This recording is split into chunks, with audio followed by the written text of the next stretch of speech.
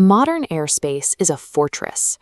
Before a single aircraft crosses an enemy border, it faces a gauntlet of advanced, overlapping radar networks and a lethal network of long-range surface-to-air missile batteries. Dismantling that fortress requires a first-wave strike, a suppression and destruction of enemy air defenses, or SEAD, mission. It means flying directly into the teeth of the enemy's radar to blind them. For human pilots, it is the most dangerous job in aviation. Historically, air forces have relied on incredibly expensive fifth-generation manned fighters to perform this vanguard role. But risking a $100 million asset and the highly trained pilot inside just to kick the door open carries an extreme strategic cost. India's Defense Research and Development Organization is building an alternative. Enter a Ghatak, a 13 to 15-ton, fully autonomous stealth drone designed specifically to absorb the risks of that first wave. By removing the pilot, the cockpit, and all the heavy life support systems that go with them, the aircraft can be streamlined. As a result, the Ghatak targets high-end stealth capabilities for roughly the cost of a standard 4.5 generation fighter, like India's Tejas Mark 1A. The Indian government recently cleared a $4.1 billion program to procure 60 of these autonomous jets. This allows the Indian Air Force to rapidly build combat mass, bypassing the decades-long process of recruiting and training human pilots. Stealth is not a magical cloaking device. It is a strict set of geometric rules engineered to scatter incoming radar waves away from the receiver. To achieve this, the Ghatak relies on a tailless, flying wing configuration. By completely eliminating the vertical stabilizers, engineers strip away the exact flat surfaces that traditionally bounce radar signals straight back to the enemy. Beyond geometry, the airframe itself acts as a sponge. Between 80 and 90% of the drone is constructed from carbon fiber composites, which are treated with specialized radar-absorbent materials to trap electromagnetic energy. Hanging weapons under the wings would instantly ruin this carefully sculpted profile.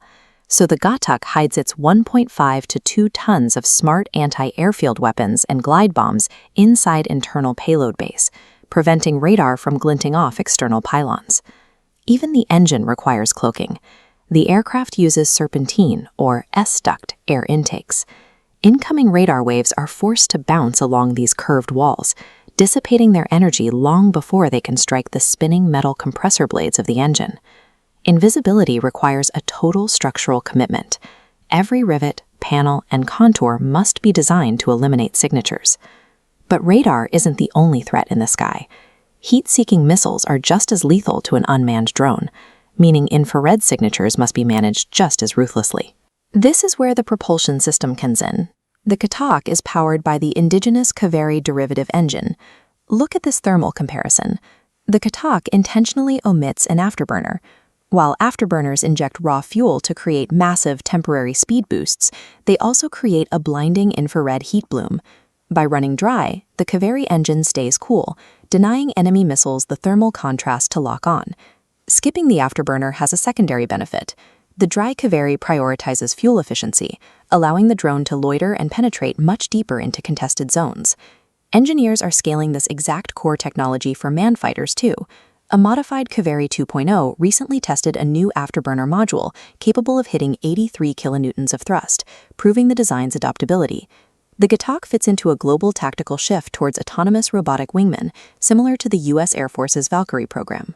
Under the manned-unmanned teaming framework, a human pilot sitting safely in a conventional fighter like the Su-30 MKI commands a swarm of these drones. The drones push forward to deploy sensors and weapons, while the pilot orchestrates the battle from the rear. The drone functions as a force multiplier, a lethal, autonomous shield that absorbs the highest risks so human pilots don't have to. Scaling the Ghatak from a research prototype to a frontline fleet shifts the burden from military laboratories to the broader private sector. To execute this, the government is utilizing a development-cum-production partner model. Private Indian manufacturers like Godrej Aerospace and Azad Engineering are fabricating extreme stress components. This includes the production of single-crystal turbine blades, a metallurgical breakthrough that removes microscopic grain boundaries so the engine won't deform under extreme heat. Military leadership has recognized the stakes. Officials like Air Marshal Ashutosh Dixit have emphasized that accelerating this autonomous wingman program is an absolute necessity to keep pace with global robotic warfare trends. Mastering the complex core technology of the Kaveri engine and the aerodynamic laws of a tailless flying wing breaks a decades-long reliance on imported jet engines and foreign airframes. The Ghatak program represents the sharp edge of India's Vision 2047.